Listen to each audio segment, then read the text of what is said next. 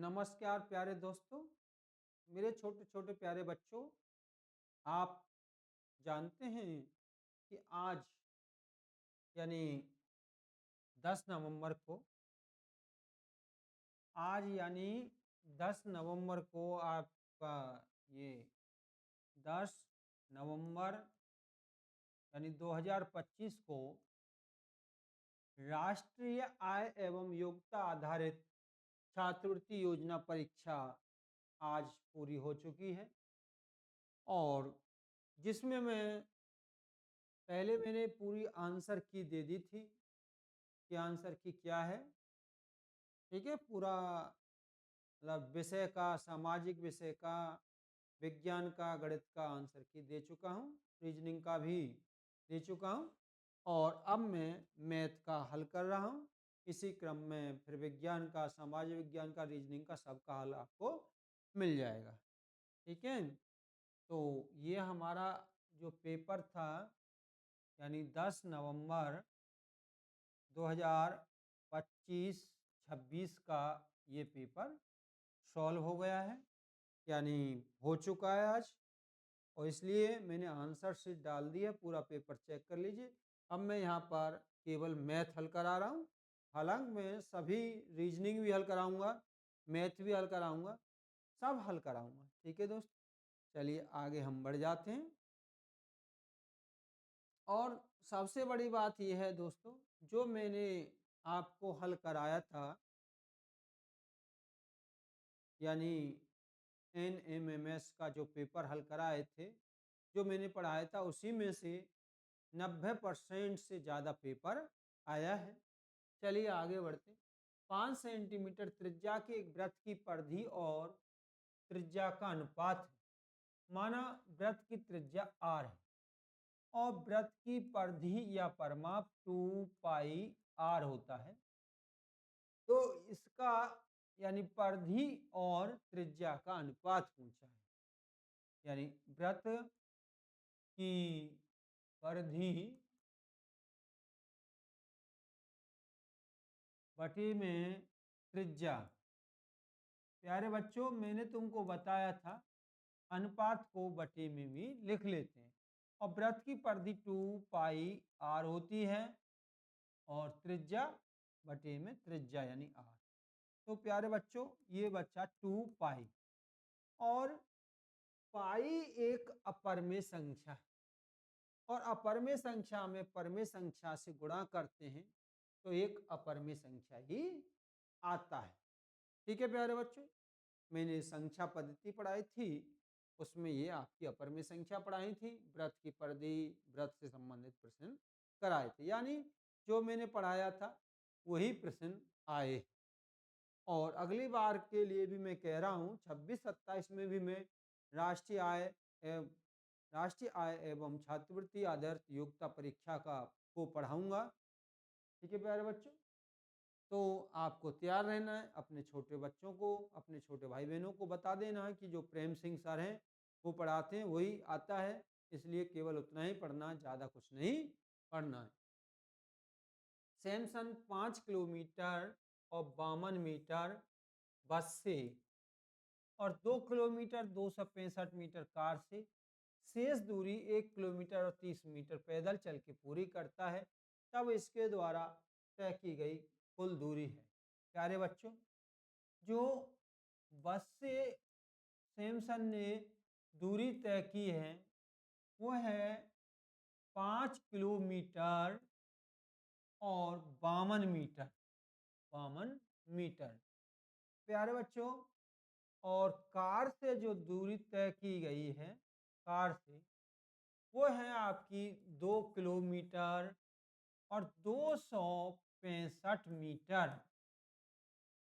और यानी जो पैदल तय की गई दूरी है, पैदल पैदल तय की गई दूरी जो है आपकी 1 किलोमीटर है और 30 मीटर है। तो प्यारे बच्चों, यहाँ आप ये जान लीजिए, जब वो 2 से यानी सैकड़े का स्थान बोले तब आपको यहाँ लिखना 52 मीटर कहे तो यहाँ सैकड़े के स्थान पे 0 रखना। 30 मीटर का है तो यहाँ आपको सैकड़ा के स्थान पर 0 रखना। ये बात ध्यान रखना, ये गलती नहीं करनी। यदि वो कहता 7 मीटर तो आपको सैकड़ा और यानी दहाई के स्थान पे 0 लिखना था। ठीक है प्यारे बच्चों, तो इसे जोड़ देते हैं। 5 और 2 7 और 5 और 6 11, 11 और 3 14, 5 लगी 1 2 और 1 3, और ये आपका किलोमीटर है। 5 और 2 7 और 1 8। प्यारे बच्चों, यदि इस प्रकार से सैकड़ा के स्थान पर यानी 347 है और यहाँ किलोमीटर है, तो यदि इसको पूरे को हम किलोमीटर बनाना चाहें तो बीच में हमको दशमलव लगाना होगा। माना कि ये 47 होता 47 मीटर, तो यहाँ 3 की जगह हम 0 रख लेते प्यारे बच्चे। ठीक है, चलिए इस प्रकार से ये आपका सही हो। 8.347 किलोमीटर वो चलता है। प्यारे बच्चों, अब हम आगे बढ़ते हैं। बॉब, जो बॉब है वो आपका 3 मीटर चौड़े और 4 मीटर लंबे कमरे के फर्श को वर्गाकार टाइल से ढकना चाहता है। यदि वर्गाकार टाइल की भुजा की माप यानी 0.5 मीटर है तो फर्श को ढकने के लिए लगने वाले टाइलों की संख्या है। प्यारे बच्चों, यहाँ आप ये देख लीजिए, जैसे इस प्रकार कोई कमरा है और उसे टाइलों से ढकना है, तो प्यारे बच्चों कमरे के क्षेत्रफल में एक टाइल के क्षेत्रफल से आपको भाग देना है। तो टाइलों की संख्या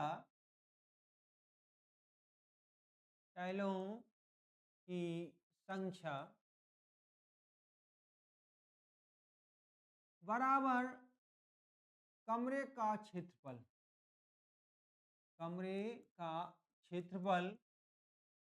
बटे में एक टाइल का क्षेत्रफल। एक टाइल का क्षेत्रफल, एक टाइल का क्षेत्रफल। ठीक है, तो कमरा जो है उसकी लंबाई चौड़ाई 3 मीटर है और लंबाई 4 मीटर, यानी आयताकार कमरा है और आयत का क्षेत्रफल लंबाई गुणा चौड़ाई होता है। लंबाई गुणा में चौड़ाई, मीटर और मीटर। ठीक है, मीटर लिखने की जरूरत नहीं है, क्योंकि इसलिए नहीं है, चौड़ाई लंबाई गुणा चौड़ाई कर लो या चौड़ाई गुणा लंबाई कर लो, क्योंकि यहाँ भी ये मीटर ही दिया है और टाइल का क्षेत्रफल लंबाई गुणा में चौड़ाई। प्यारे बच्चों, यदि आपको दशमलव हटाना हो तो दशमलव के यानी दाईं तरफ एक अंक है और दशमलव के दाईं तरफ एक अंक, यानी दशमलव के दाईं तरफ 2 अंक है, तो ऊपर 2 जीरो रख लीजिए, ऊपर 2 जीरो रख लीजिए और आपका दशमलव फुर्र हो गया, यानी दशमलव आपका हट गया। 5 और 5 रह जाए तो 5 अट्ठे 40 और 0 बची ये वाली, और 16 बार ये, और 16 थी 48, यानी 48 टाइलों की आवश्यकता होगी। कितने टाइलों की आवश्यकता होगी? 48 टाइलों की आवश्यकता होगी। चलिए दोस्तों, अब हम आगे बढ़ जाते हैं। यदि दो राशियां x और y अनुलोम संबंध, देखो यहाँ जो ये शब्द है अनुलोम संबंध है। अनुलोम जैसे यानी y का जो अनुलोम होगा 1/y होगा और इनका मल्टीप्लाई कर। ठीक है, x और y का अनुलोम संबंध है, तो प्यारे बच्चों जो आपका अनुलोम संबंध आएगा, ये अनुलोम संबंध x गुणा में 1/y बराबर x/y, x और y का अनुलोम संबंध है। ठीक है, ये हो गए। चलिए आगे बढ़ जाते हैं दोस्तों। चलिए आगे बढ़ गए। आगे है कि राजू के पिता की आयु राजू की आयु की 3 गुने से 5 वर्ष अधिक हो तो पिता की आयु 44 वर्ष है, तो राजू की आयु कितनी है? माना राजू की आयु आर है और पिता की आयु पी मान लिया, ठीक, एक्स वाई मान लो, या पिता पी और राजू आर, ठीक, मैं समझ लिया। अब कह रहा है पिता की आयु, राजू राजू कितना है? आर वर्ष का, यानी राजू की वर्तमान आयु आर है और पिता की वर्तमान आयु आपकी है पी। तो कह रहा है पिता की आयु राजू की आयु के 3 गुना, जब 3 गुना करते हैं तो 3 से गुणा करते हैं, 3 गुने से 5 वर्ष अधिक है। गुना कहे तो गुणा कर दीजिए, अधिक कहे तो जोड़ दीजिए और कम कहे तो घटा दीजिए, ठीक है। पिता की आयु राजू की आयु की 3 गुने से 5 अधिक। यदि पिता की आयु 44 वर्ष है, पिता की आयु कितनी है? 44 वर्ष। प्यारे बच्चों, 5 को इधर पक्षांतर करेंगे तो आपका माइनस आ जाएगा, तो यानी जो पिताजी हैं वो तो दिए ही थे, यानी 3 पिताजी, तो देखो पिताजी की आयु तो हमने यहां रख दी तो इसकी जरूरत नहीं बची। 3 आर बराबर हमारा 39, और प्यारे बच्चों जब 3 को इधर ले जाएंगे तो इससे भाग लग जाएगा 13, यानी राजू की आयु जो है हमारी 13 वर्ष की है, ठीक है प्यारे बच्चों, राजू की आयु 13 वर्ष की है। अब आगे आ जाइए, कोई धन साधारण ब्याज की दर से 5 वर्ष में 2 गुना हो जाता है तो 3 गुना होने में समय लगेगा। प्यारे बच्चों, यहां ये देखा गया है जो पिछले साल के पेपर हैं उनमें से आपका मैथ बहुत आया है, पिछले साल के पेपर जैसे आ रहे हैं सेम ऐसा ही आ रहा है। यदि कोई धन साधारण ब्याज की दर से, माना कोई धन पी है, साधारण ब्याज की दर से 5 वर्ष में टी, टाइम कितना है? टी, 2 गुना हो जाता है, यानी 2p, जो धन p था वो 2p हो गया, तो 3p होने में समय लगेगा, 3p होने में। तो प्यारे बच्चों, माना दर बराबर आर है, दर कितनी है? आर, समय समय टी जो कि 5 वर्ष है, कितनी है? 5 वर्ष। अब हमको क्या निकालना है प्यारे बच्चों? ब्याज निकालना। कितना निकालना है? ब्याज। ब्याज हमारी, ब्याज क्या होता है? मिश्र धन में से मूलधन घटाना होता है। मिश्र धन प्यारे बच्चों पी की जगह 2p हो गए, जैसे मान लीजिए 200 रुपये तुमने उधार दिए और 40 रुपये ब्याज बन गए, तो 240 मिश्र धन, ये क्या है? मूलधन, ये क्या है? ब्याज, ये क्या है? ब्याज, और ये क्या है? मिश्र धन, मिश्र धन।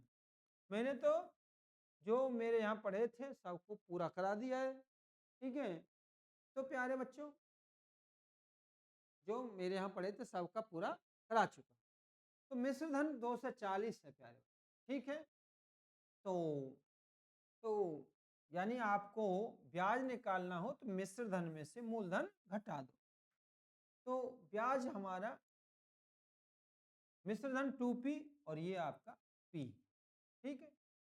अब देखिए हमें दर निकालनी है, दर, तो प्यारे बच्चों दर बराबर क्या होता है? ब्याज गुणा में 100 बटे में मूलधन गुणा में समय, ठीक है।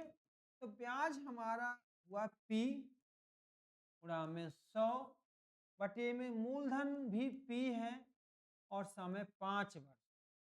समय कितना है प्यारे बच्चों? 5 वर्ष है।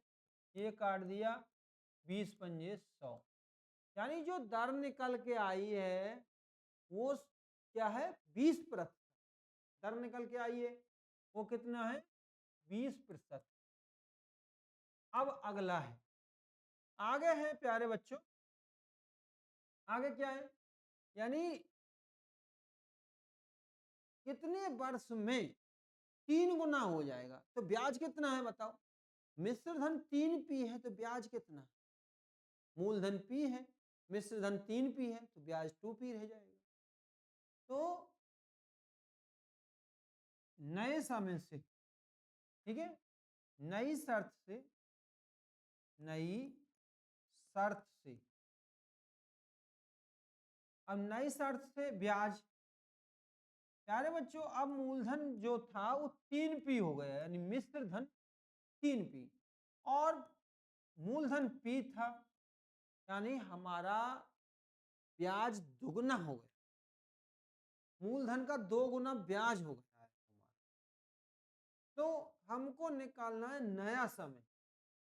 तो समय बराबर होता है वही ब्याज गुणा में 100 बटे में दर गुणा में मूलधन, मूलधन। ठीक है प्यारे बच्चों, ब्याज तुम्हारा 2p आया गुणा में 100 और बटे में दर तुम्हारी ये निकल के आई है 20% गुणा में मूलधन तुम्हारा p है, p से p कट गया, ठीक है, और इस जीरो से ये जीरो कट गए, 2 से 2 कट गया, यानी 10 वर्ष में आपका मूलधन 3 गुना हो जाएगा। 10 वर्ष में आपका मूलधन 3 गुना हो जाएगा। चलिए आगे बढ़ते हैं। निम्नलिखित में से देखो प्यारे बच्चों, ये भी मैंने सवाल कराया था, निम्नलिखित में से कौन सा एक पाइथागोरियन रिफ्लेक्ट नहीं है, यानी पाइथागोरियन त्रिक, पाइथागोरियन त्रिक नहीं है। तो प्यारे बच्चों ये आपका 6 है, ठीक है, और ये देखिए पाइथागोरियन त्रिक क्या होता है? 2 छोटी संख्याओं का वर्ग बड़ी संख्या के बराबर आना चाहिए। तो देखिए जैसे ये 6 8 है, छोटी संख्या 6 है और बड़ी संख्या 8 है, तो 36 प्लस में 64 बराबर 100, और ये क्या है? बड़ी संख्या तुम्हारी 10 है तो 10 का वर्ग भी 100, तो दोनों बराबर आ गए। तो यानी 2 छोटी संख्याओं का वर्ग एक बड़ी संख्या के वर्ग के बराबर आना चाहिए, उसको पाइथागोरियन त्रिक कहते हैं। तो प्यारे बच्चों ये पाइथागोरियन त्रिक, उसने कहा नहीं है, इसमें गलती नहीं करनी है, तो इसमें ये भी हो जाएगा 3 3 9 और 4 चौका 16, तो 9 और 16 25, कितने?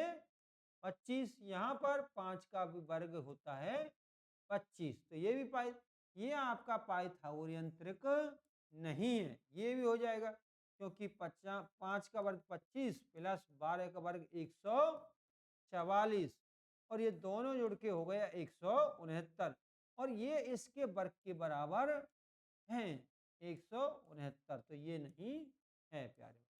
चलिए अगले बढ़ जाते हैं हम। का मान है, प्यारे बच्चों ये कह रहा है 3 की घात 5 की घात 2 गुणा में 5 की घात 3 बटे में 5 की घात 3 है, ठीक है, ये कंप्यूटर की भाषा में ऐसे लिख जाता है, और ये है 9 की घात 3, 9 की घात 3 गुणा में 5 का हल कीजिए। वो क्या करना है हमको? हल करना है। 168वां प्रश्न है प्यारे बच्चों इसमें। इस बुकलेट में आपका 168वां प्रश्न है। ठीक, तो देखो प्यारे बच्चों, यानी हम इसको गुणा में घातें जुड़ जाती हैं। तो जैसे 3 की घात 5 और इसकी भी घात 2, तो ये दोनों घातें गुणा हो जाती हैं, तो 3 की घात 10 हो जाएंगी। ठीक है, 3 की घात 10 हो गई। या इसको हम, चलिए ठीक है, 3 की घात 10 कर लो, और ये हो गए 5 की घात 3। अब मेरे प्यारे बच्चे तुम्हें थोड़ा सा समझा देता हूँ। 9 की घात 3 है, तो हम इसको 3 की घात 2 लिख सकते हैं, की घात 3। ठीक है, जैसे 9 का वर्ग यानी 3 का वर्ग कितना होता है? 9। ठीक है प्यारे बच्चों, 3 का वर्ग, चलिए 9 लिख लिया हमने। 9 9 बराबर 3 का वर्ग, और इन दोनों की घात हम 3 लगा दें तो ये हो गया। तो गुणा में घातें, मतलब घात पे घात हो तो गुणा हो जाती है, 3 की घात 6। तो प्यारे बच्चों, ये 3 की घात 6 गुणा में 5 की घात 1। जहाँ कोई घात नहीं होती है वहां एक घात होती है। अब जब समान आधार हो मेरे प्यारे बच्चों, जब समान आधार हो, जैसे ये 3 है और ये भी 3 है, तो गुणा में घातें, भाग में घातें घट जाती हैं। यानी 3 की घात 10 में से 6 गए तो 4 घात बचेंगी, और यहाँ 3 की घात 5 में से 5 की घात 3 में से 5 घात 1 गए तो 5 घात 2 बचेंगे। तो ये आपका कितना हो जाएगा? 4 बार गुणा, 3 गुणा में 3 गुणा में 3 गुणा में 3, और ये 5 गुणा में 5। तियाम तिया 9, 9 नाम 81, और पचाम 25, 25 से कम 25, हाथ लगी 2, और 25 अट्ठे 2 से, तो ये 2 से 2 हो गए। कितना हो गया? 2 से 2, यानी 2025 कहाँ हो गया? 2025 हो गया। ठीक है प्यारे बच्चों, 2025 हो गया। आगे हम बढ़ जाते हैं। ये थोड़ा प्रश्न आया नहीं है, इसे हम अपने हाथ से लिख देते हैं। ये लीजिए, नहीं आया है तो कोई दिक्कत नहीं है। ये प्रश्न है परमीय संख्याओं में 169वां प्रश्न है दोस्तों। 169 परमीय संख्याओं में ऋण का 1/3, ऋण का 2/9 और ऋण का 4/3 का आरोही क्रम है, का आरोही क्रम है। ठीक है, तो देखो बच्चे, यदि हम, जब हम आरोही अवरोही क्रम निकालें तो उनका हर बराबर कर लेना चाहिए। ठीक है, तो ये 3 का गुणा हम इसमें करेंगे, तो 3 का गुणा इसमें कर दीजिए, ये लीजिए, ये कर दिया। तो ऋण के 3/9, ऋण के 2/9, ये पहले से ही है। और इसमें भी हम 3 का गुणा जब हम करेंगे, इसमें 3 का गुणा करेंगे, ऋण के 4/3 गुणा में 3/3, तो ऋण के 12/9। प्यारे बच्चों, यदि हर बराबर हैं, यदि आपके हर बराबर हैं, तो जिसका अंश बड़ा वो बड़ी भिन्न, जिसका अंश छोटा वह छोटी भिन्न। दूसरी बात, दूसरी बात ये है हमारी कि जो संख्या ऋण की होती है और आंकिक रूप से जो बड़ी होती है वो इतनी ही छोटी होती है ऋण में। तो देखिए यहाँ जो ऋण की संख्या है 12 सबसे बड़ी, 12 संख्या बड़ी है लेकिन ऋण की है इसलिए ये सबसे छोटी है। तो ऋण के 12/9।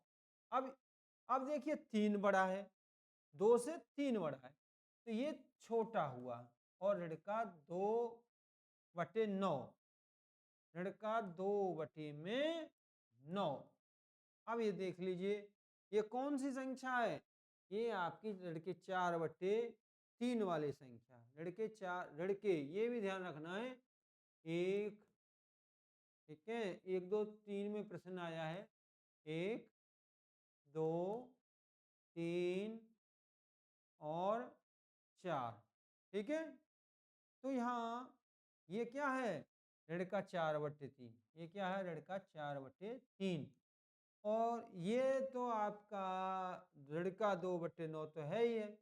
और ये क्या है, ऋण का 1/3 और ऋण का 2/9। तो ऋण का 4/3 एक ही ऑप्शन में है, वो ये सही है। ठीक है, तो इसमें हम देखते हैं, तो भाई थोड़ा सा हम देख के आपको बता रहे हैं, ऑप्शन सही कर देते हैं। ये है ऋण का, यहाँ ऋण लगेगा भैया, यहाँ ऋण लगेगा, ये ऋण हट गया है। ऋण के 4/3, ऋण का 1/3 और ऋण का 2/9। ये आपके आज का पेपर है। ठीक है, ये बुकलेट संख्या भी है, और तो विशेष कुछ है, राज्य कोड दिया है, वर्ष है, केंद्र कोड है। ठीक है प्यारे बच्चों, राज्य कोड दिया होता है, वर्ष कोड दिया होता है, केंद्र कोड दिया होता है, अनुक्रमांक दिया होता है, बुकलेट नंबर दिया होता है। लिखा है राष्ट्रीय आय एवं छात्रवृत्ति आधारित, राष्ट्रीय आय एवं योग्यता आधारित छात्रवृत्ति परीक्षा 2026 लिखा है। ठीक है प्यारे बच्चों, चलिए आगे हम बढ़ जाते हैं। अगला प्रश्न है हमारा, एक नगर की जनसंख्या 25,000 से घटकर 20,500 रह गई, तो जनसंख्या में प्रतिशत कमी है। तो देखिए बच्चे, 25,000 से घटकर कितनी हो गई, 20,400, 20,500 रह गई। कितनी रह गई, 25,000 से घटकर 20,500 रह गई। इसे घटाएंगे तो हमारे बचेंगे 4,500। तो यानी हमको निकालना है प्रतिशत कमी। क्या निकालना है, प्रतिशत कमी। तो प्यारे बच्चों, जो कमी या वृद्धि होती है उसे यहाँ रखते हैं ऊपर, और यानी जो पहले जो संख्या होती है, जनसंख्या होती है या संख्या होती है, उसे रखते हैं नीचे, रख दिया, और ऊपर कर देते हैं 100। तो कमी हुई है तो प्रतिशत कमी उत्तर आएगा, और वृद्धि हुई है तो प्रतिशत वृद्धि उत्तर आएगा। ये जीरो से ये जीरो, ये जीरो से ये जीरो, इस जीरो से ये जीरो। अब 25 एकम 25, और बचे आपके 20, और 25 अच्छे 2 से, यानी 18% की मेरे प्यारे बच्चों कमी आ गई है। चलिए आगे बढ़ जाते हैं। ऐसे बार जो मैंने अंदाज लगाया था हल्का पेपर आएगा, हल्का ही आया है। ठीक है, गणित का पेपर काफी अच्छा आया इस बार। व्यंजक, यहाँ प्यारे बच्चों ऋण का है, यहाँ भी ऋण का है। ठीक है, ऋण का 7, ऋण का 8, ऋण का और ऋण का 25। तो प्यारे बच्चों, ऋण का 7 और ऋण का 8 हो गए ऋण के 15, और ऋण के कोष्टक, कोष्टक में दिया है, तो इसका ऋण का गुणा यहाँ करेंगे तो ये धन का हो जाएगा। धन का 25 है और ऋण का 15 है, यानी 15 में से 25 में से 15 जाएंगे तो 10 आ जाएंगे। कितना आ जाएंगे, 10। यहाँ ध्यान रखना था आपको, ऋण और धन का ध्यान रखना है। चलिए प्यारे बच्चों, आगे हम बढ़ जाते हैं। 15 metre, 42 metre, 39 metre, 15 metre, 42 metre, 39 metre लंबाई की 3 छड़ों को समान लंबाई के टुकड़ों में काटा गया है, जाना है। ठीक है, यानी 15 मीटर, 42 मीटर, 39 मीटर लंबाई की 3 छड़ें, उनको समान लंबाई में काटा जाना है। प्रत्येक टुकड़े की अधिकतम संभव लंबाई क्या है। तो जब अधिकतम संभव लंबाई पूछे तो वहां HCF निकालते हैं, मासा निकालते हैं। और दूसरी बात, यदि इन संख्याओं से छोटा ऑप्शन हो तो SCF यानी मासा निकालते हैं।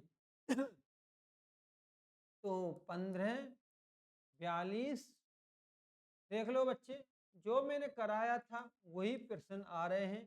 3 से काट दीजिए, 3 पंजे 15, और 3 एकम 3, 3 चौक 12, 14, 43, 13, 39। एचसीएफ केवल वहीं तक हल करते हैं जब तक 3 संख्या दिए हैं तो तीनों संख्या में भाग जाना चाहिए। तो तीनों में चला गया, इनमें जाएगा नहीं, तो केवल एचसीएफ हमारा 3 हो गया। ठीक है, इन टुकड़ों को बराबर बराबर लंबाई में काटेंगे और अधिकतम लंबाई में काटेंगे तो 3 मीटर का ही काटा जा सकता है। अगला प्रश्न है, दिए गए चित्र में एक्स और वाई का मान है। देखो प्यारे बच्चों, दिए गए चित्र में एक्स और वाई का मान है 173वां प्रश्न सॉरी 173वां प्रश्न है प्यारे बच्चों, 173वां। ये एक त्रिभुज बना है, त्रिभुज ये बना है ए बी और सी, एक त्रिभुज बना है। यहाँ एक्स लिखा है और यहाँ लिखा है प्यारे बच्चों 50 अंश, 50 अंश, और यहाँ पर y लिखा है और यहाँ पर आपका 120 लिखा है। तो ये मान पूछा है, ठीक है। तो चलिए बताते हैं क्या करना है हमको। देखिएगा प्यारे बच्चों कि यानी सीधी, मैंने बताया था कि सीधी रेखा पे बना कोण 180 अंश का होता है। तो यानी 120 और 60 अंश, यानी y बराबर 60 अंश आ गए। या ये देख लीजिए 180 में से 120 घटा दो 60 अंश, यानी y का मान प्यारे बच्चों 60 अंश। y का मान 60 अंश कहाँ का है, यानी x का मान ये है और y का मान ये है। ये y का मान, ये y का मान है, ये y का मान है, ये y का। तो देखिए ये आपका y बराबर 60 नहीं है, ये भी उत्तर नहीं है, ये भी उत्तर नहीं है, इन दोनों में से एक उत्तर है। अब देखिए त्रिभुज के तीनों कोणों का योग 180 अंश होता है। तो तीनों कोणों का 50, इस त्रिभुज इसका योग कितना हो गया। तो हम क्या करते हैं, जब त्रिभुज के दो कोण दिए हो, तीसरा निकालना हो तो दो कोण को जोड़कर 180 में से घटा देते हैं। क्यों घटा देते हैं, क्योंकि त्रिभुज के तीनों कोणों का योगफल कितना होता है 180 अंश। तो ये लीजिए, तो 180 माइनस में 50 अंश का ये और 60 अंश का ये, तो आपका ठीक है 180 माइनस में 6 और 5 11 है, तो ये 70 अंश आ गया। कितना आ गया, यानी ये किसका मान आया है, एक्स का। किसका मान आया है, एक्स का। एक्स बराबर 70 और वाई बराबर 60 इसमें है। एक्स बराबर 70 डिग्री, ये डिग्री लिखा है या अंश, ठीक है। अगला प्रश्न देखते हैं, दिए गए चित्र में वृत्त का केंद्र है। दिए गए चित्र में वृत्त का केंद्र है।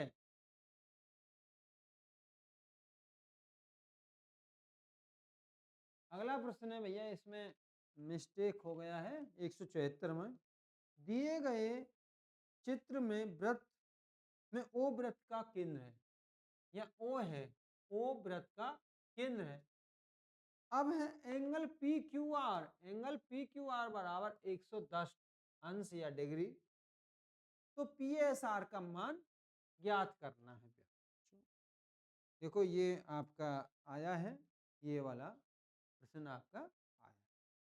चलिए प्यारे बच्चों, ये आप जान लीजिए कि जब कोई, ये है आपका वृत्त और ये आपका केंद्र है, केंद्र, और केंद्र जो है आपका, ये आपका केंद्र है, इस पे 110 अंश है, 110।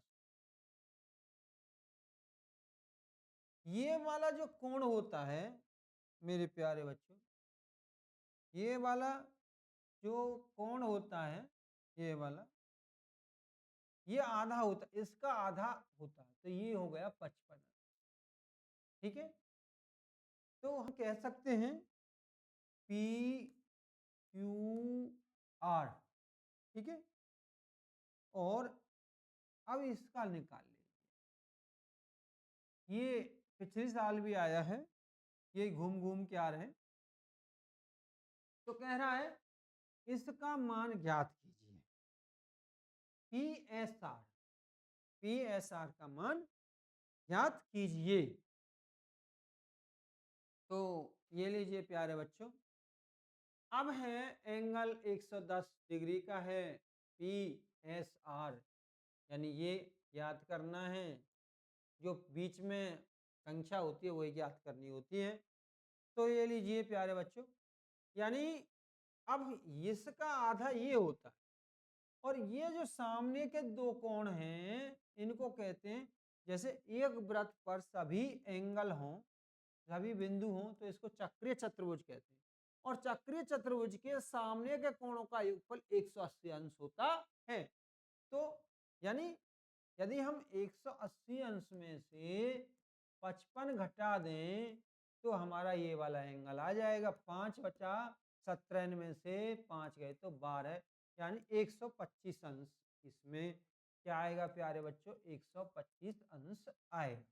ठीक है, ये हमें दिया था केवल, और फिर हमने इसकी सहायता से ये निकाला और 180 में से घटा के ये निकाल दिया। चलिए प्यारे बच्चों, अब हम आगे बढ़ जाते हैं। ये लीजिए 174। चलिए 175वां प्रश्न है प्यारे बच्चों, 175वां प्रश्न है। 175वां प्रश्न ये है, 175 ये है 9 बटे में एक्स स्क्वायर माइनस वाई बटे में 25, वाई स्क्वायर बटे में 25 का गुणनखंड है, का गुणनखंड है, गुणनखंड है, खंड है। ठीक है प्यारे बच्चों, तो देखो एक सूत्र होता है कि ए स्क्वायर माइनस बी स्क्वायर, ए स्क्वायर माइनस बी स्क्वायर, यानी एक बार जोड़ दो और एक बार घटा दो, एक बार जोड़ के एक बार घटा देते हैं। ठीक है प्यारे बच्चों, तो ये लीजिए, इसको मैं लिख सकता हूं 3 बटे में एक्स का होल स्क्वायर माइनस वाई बटे में 5 का स्क्वायर, ऐसे लिख सकता हूं। तो प्यारे बच्चों, यानी एक बार जोड़ दो और एक बार घटा दो। ये लो घटा दिया एक बार, और एक बार जोड़ दो, ये लिए जोड़ दिया एक बार, ये बन गया आंसर। ठीक है प्यारे बच्चों, ये आपका आंसर बन गया। चलिए आगे बढ़ जाते हैं। प्यारे बच्चों, इसको ऐसे पढ़ो, 16 भागित 2 गुणा में 1 धन 4। कितना सरल सवाल है। तो यदि कोई कोष्टक पहले हो, कैसे हल करते हैं गुणनखंड को? का, ठीक है, का कु, का और भागु जोग। यदि का, ठीक है, का के भाग जोग, यानी यदि कोष्टक हो तो पहले कोष्टक को यानी का हो तो पहले का को हटाते हैं, फिर कोष्टक को हटाते, का को कोष्टक हो तो पहले कोष्टक हटाते हैं, फिर को यानी कोष्टक को हटाते हैं। पहले हम, चलिए दोबारा से लिख देते हैं प्यारे बच्चों, को का, ठीक है, सॉरी भैया, का को भाग जोग, भाग जोग। ठीक है प्यारे बच्चों, भाग जोग। तो पहले का लगा हो तो पहले का को हटाते हैं, फिर कोष्टक हटाते हैं, फिर भाग देते हैं, फिर गुणा करते हैं, फिर जोड़ करते हैं, घटाव लास्ट में करते हैं। तो पहले कोष्टक हटाएंगे हम, का तो है नहीं। तो ये आपका बच्चे 3 है, तो ये 3 और 1 4 हो गया, गुणा में 2 और 16 भागित। ठीक है, तो प्यारे बच्चों देखिए क्या करेंगे, फिर भाग देंगे, यानी 16 में 2 का भाग देंगे 8 गुणा में 4 बराबर 32, बराबर 32 आपका आंसर आ गया। चलिए प्यारे बच्चों अगला पढ़ते हैं। अगला है 7 की घात। चलिए अगला प्रश्न देख लेते हैं हम। 177वां प्रश्न है। ये भैया थोड़ा सा काफी गलत लिखा है। 7 बटे में 2x बराबर 14। 7x माइनस 7 बटे में 2x बराबर 14। तो x की घात 3 बटे में 8 की और x की घात 3। ठीक है प्यारे बच्चों। तो हमको क्या निकालना है? का मान है, का मान है। ये यहां से उठ के यहां चला, तो मान है ये। चलिए देखते हैं क्या मान आएगा। ये सब गड़बड़ झाला है, ये आंसर है। तो देखो प्यारे बच्चों, यदि इसमें से हम 7 बाहर निकाल लें तो ये x माइनस 1 बटे में 2x बराबर 14 रह जाएगा। तो 7 से 7 दूनी 14 हो जाएगा। x माइनस में 2x बराबर 2। ठीक है, ये बचा। अब हम यहाँ देख रहे हैं हमको निकालना क्या है? x घात 3 बटे में 8 बटे में x घात 3 निकाल। ये प्रश्नवाचक चिन्ह है। तो इसका मतलब जब यहाँ 3 घात है तो हम इसका क्यूब लेंगे, यानी 3 घात लेंगे। यदि यहाँ 2 घात है तो इसका 2 घात लेंगे। चलिए ले लो। तो इसका हमने कर दिया प्यारे बच्चों, इसका कर दिया हमने 3 घात। 3 घात कर दो। तो ये सूत्र होता है a माइनस बी का whole cube, A cube minus B cube minus 3ab minus a minus में b। ये तो ये ए क्यूब एक्स का क्यूब माइनस 2 अपॉन एक्स का cube, A cube minus B cube minus 3a। A की जगह पे प्यारे बच्चों यहाँ गुणा का निशान लगाऊंगा, सस्पेंस हो जाएगा तुमको, तो डॉट लगा देता हूँ। क्या लगा देता हूँ? डॉट। 3a की जगह इंटू बी की जगह बटे में 2x into x minus 1 upon में 2x। तो देखिए प्यारे बच्चों, यहाँ पर जब हम 1 की घात 3 करेंगे तो 1 ही आएगा, और 2 की घात 3 करेंगे तो 2 की घात 3 करेंगे तो 8 आ जाएगा, और x घात 3 माइनस इस x से ये कट जाएगा, माइनस के 3 बटे 2 बचे। और प्यारे बच्चों यहाँ आप अच्छे से गौर से देखिएगा, यहाँ पर x माइनस में 1 अपॉन 2x बराबर कितना निकल के आया है? x माइनस में 1 अपॉन 2x बराबर 2 निकल के आया। कितना निकल के आया था? 2। तो हमने यहाँ 2 रख दिया, 2 से 2 कट गया। ठीक है, 2 से कितना कट गया? 2। तो लेकिन यहाँ पर हम क्या है, 2 की घात 3 करेंगे तो 8 हो जाएगा। कितना हो जाएगा? 8। ठीक है, तो यहाँ हम देख रहे हैं प्यारे बच्चों 2 से 2 कट गया, तो यहाँ 3 बचे। यहाँ कितने बच्चे? 3।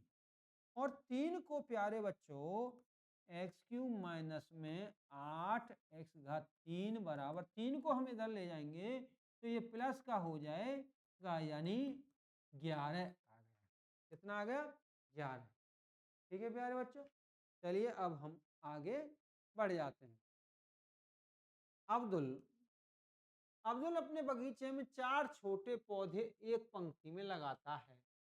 अब्दुल अपने बगीचे में 4 छोटे पौधे एक पंक्ति में लगाता है। क्रमागत छोटे पौधों के बीच की दूरी 3/4 है, तो प्रथम और अंतिम पौधे के बीच की दूरी है। तो देखिएगा भाई, जैसे 4 पौधे हैं, क्या है? 4 पौधे हैं, 4 छोटे छोटे पौधे हैं,